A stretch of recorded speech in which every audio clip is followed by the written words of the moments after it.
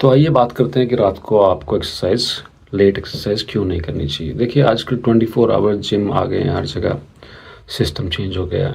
लोग रात को टाइम मिलता है उनको जिम जाने का, तो रात को जिम जाते हैं 10 के बाद, 11 के बाद, 12 बजे के बाद। देखिए ये आपके लिए महीने में 1-2 बार तो ठीक है, पर अगर आपकी रेगुलर प्रैक्टिस है कि आप रात को जिम जाते हैं तो ये फ़ायदा देने की जगह आपको नुकसान ज़्यादा करेगा।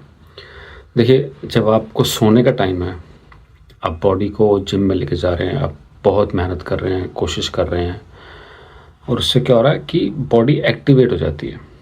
अब वो सोने की जगह वो एक्टिवेट हो गई है। जैसे ही सूरज ढलने लगता है बॉडी को, अब वो अपनी ढलान पर होती है। जब सूरज उगता है तो बॉडी अपनी चढ़ाई पर होती है, और जब सूरज डूबने लगता है तो बॉडी ढलान पर आती है।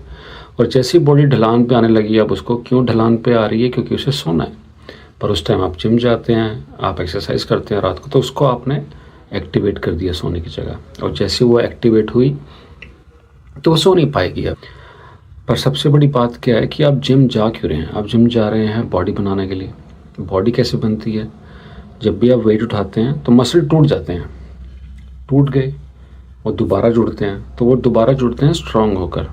तो दोबारा जब जुड़ते हैं तो वो स्ट्रांग कैसे होते हैं? एमटोर एक्टिवेशन से। एमटोर मसल एमटोर एक्टिवेशन होती है। एमटोर एक्टिवेशन क्या करती है? वो प्रोटीन सिंथेसिस करती है, जिससे जब जुड़ते हैं तो वो बड़े होकर जुड़ते हैं, स्ट्रांग होकर जुड़ते हैं, जिसे आप हाइपरट्रॉफी भी कहते हैं। पर एमटोर, जब आप रात को जिम जा रहे हैं तो बॉडी जब सोने के समय वो सो नहीं रही तो वो क्या होगा? कोर्टिसोल लेवल बढ़ जाएगा।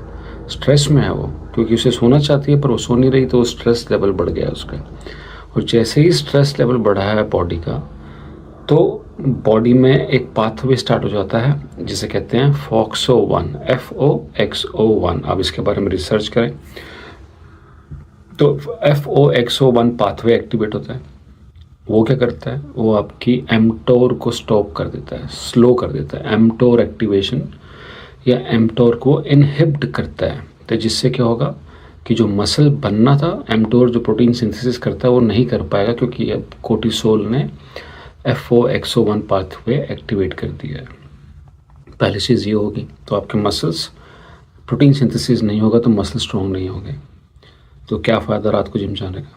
दूसरी चीज़ क्या होगी? आपका कोर्टिसोल लेवल हाई है क्योंकि आप सो नहीं रहे, तो आप आपका हेयर लॉस स्टार्ट हो जाएगा। तो आप अच्छा दिखना चाहते हैं पर वो आप नहीं दिखेंगे, क्योंकि अब आप हेयर लॉस स्टार्ट हो गया आपका, तो वो अलग से स्ट्रेस है। क्योंकि कोर्टिसोल लेवल क्या करता है? हाई कोर्टिसोल लेवल आपका स्ट्रेस लेवल बढ़ा देता है।